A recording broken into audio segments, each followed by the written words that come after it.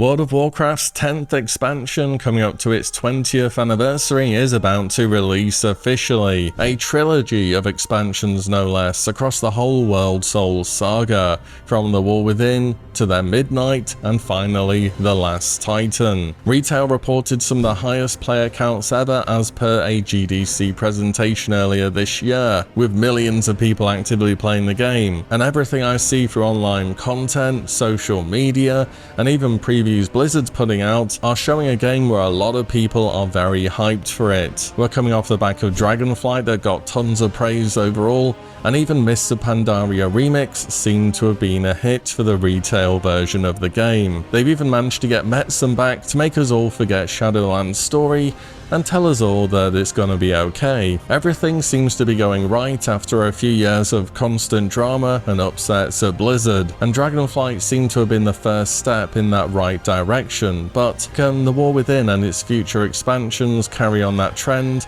and take World of Warcraft into a new era of prosperity for this nearly 2-decade-old MMO? We have had tons of hype before an expansion released only to end up being burned. Warlords of Draenor was the biggest culprit of this, but right now I want to cautiously say that things are looking pretty positive. And I have to say, I bet this would be the moment when the most people are going back to check out retail since, well, Classic on its re-release in 2019. We have come full circle at last. It took us a while, but I think we're just about getting there. I mean, if we look at Classic, Cataclysm's going along, but the Phase 1.5 patch, if you could call it that, was pretty thin on content. And Tier 11, as much as I'll always say it's great, has kind of had its moment by now. Season of Discovery is midway through Phase 4.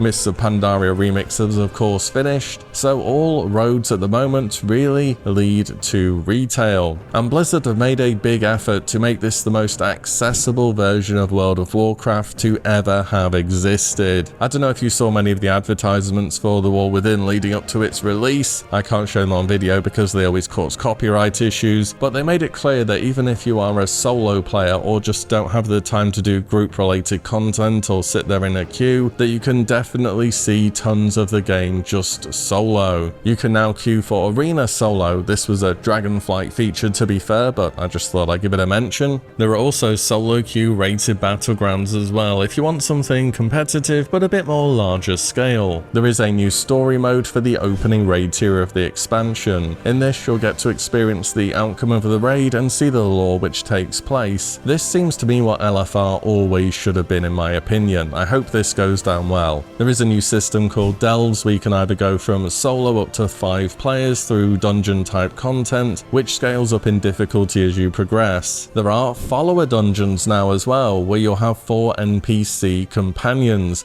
and they'll even take point and lead you through the dungeon if you want them to. This will actually finish off those loose end dungeon quests, get some knowledge of the route through the dungeon and the boss mechanics, or just to test out a new spec and see what works and what doesn't for you. But all of this solo friendliness doesn't take away from the fact that retail or modern or whatever we're calling it these days also has significantly harder content too that needs a properly organized group, such as Mythic Plus or Mythic Raiding. It's like Blizzard sat down in a room before the War Within and said, what areas of content exist in this game which are not accessible solo? And then they have made them accessible to a solo player. And I know people are going to say solo in an MMO, that's a bit of an oxymoron, but honestly I can see the game changing with the times, and I can't really blame Blizzard for having done this. There's an older player base now, it's inevitable. I bet the average WoW player is over 25 at this point in time. People have more obligations and as a result won't have the patience to log in and just sit in a queue for ages or get declined for a group for 30 minutes before they can actually get into some action. And this is the more modern version of the game too, so for me there's no problem in it being totally different in its approach from how Classic typically plays out.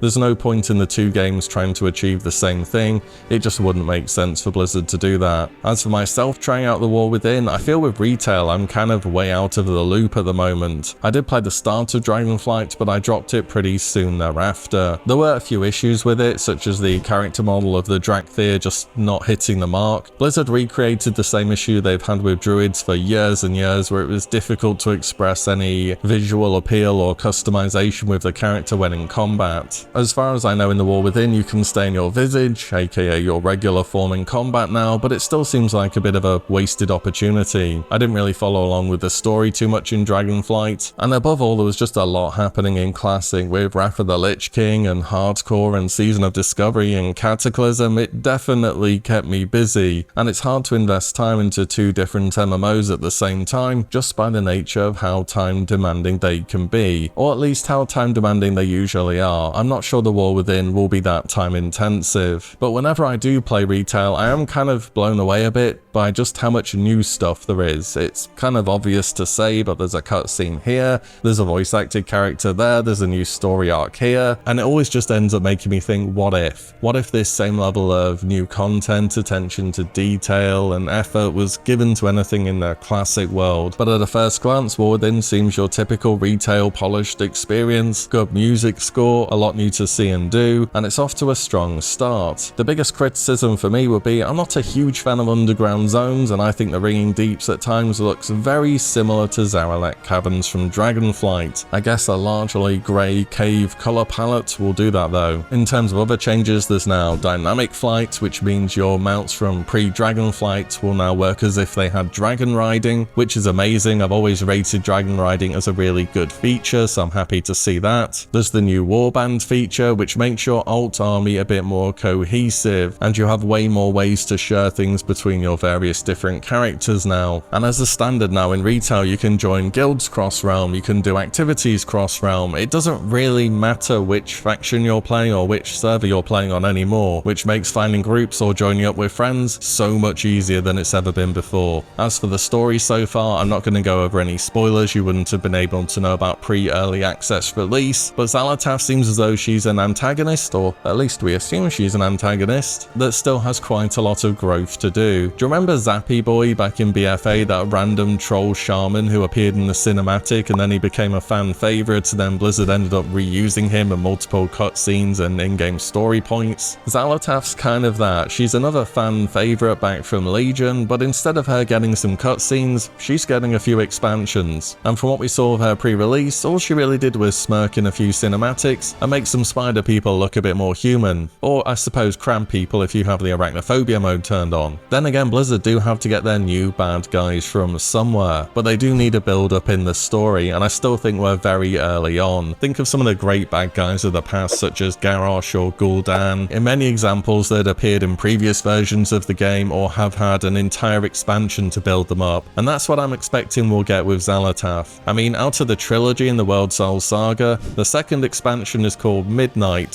so in some ways I wouldn't be surprised if she ends up winning whatever happens in the War Within, but that's just all speculation at this point in time. Again, maybe she's not even the antagonist. Whatever we get though, I certainly hope it's better than Shadowlands. If you have been thinking about getting back into the War Within though, for me the hardest bit has always been, well, just getting back into it in the first place, if I have to be honest. There's just a lot of stuff going on, and when you first get into the game and there's the newer UI which you may not have messed about with too much, and then you need to redo your add-ons, and then you open your spellbook and there's about a million different spells, and you look at your talents and you're just overwhelmed by how much different stuff there is. I have to say, at least with the talents though, you can pick a starter build from the little drop down menu in the bottom left, and that'll give you something which is pretty straightforward. I found that often with these talent trees, they look very intimidating, but actually when you get down to the gameplay they tend to be fairly simple, at least for some classes. Some specs are way more complicated than others. I think something which will put a bit of a dampener on the War Within though is Blizzard selling an early access, because as much as they're trying to sound as though it won't make a difference, ultimately it will make a big difference for all kinds of players, from people who want to make gold, gear up a bit early on, to people who are invested in the story of World of Warcraft. But from Blizzard's point of view, they get to A, avoid congestion issues with too many people trying to log in at the same time during an expansion launch, and B, make loads of extra money for not really doing anything extra, so seems like a big win-win for them. I can pretty much guarantee you this will happen in every expansion moving forwards. But that's it, just a few early thoughts on the War Within and its features from somebody who's pretty much just played Classic for the past few years. I think the biggest strength this expansion, and what's ultimately going to make it very successful, is the choice Blizzard have enabled. Whether you're limited on time and want something fast, or whether you're more engaged and want some harder content, this expansion should offer both. And And if Blizzard can deliver on a solid story to open up the World Soul Saga trilogy, I think they're very much onto a winner here. And as always with MMOs, these aren't really games where you can wait a few months to have full reviews release and to know there aren't any bugs and the issues have been fixed. When something new drops in the MMO world, it's the hype phase, it's the honeymoon phase, we all know about it. It'll be the time when the most people are coming back to the game,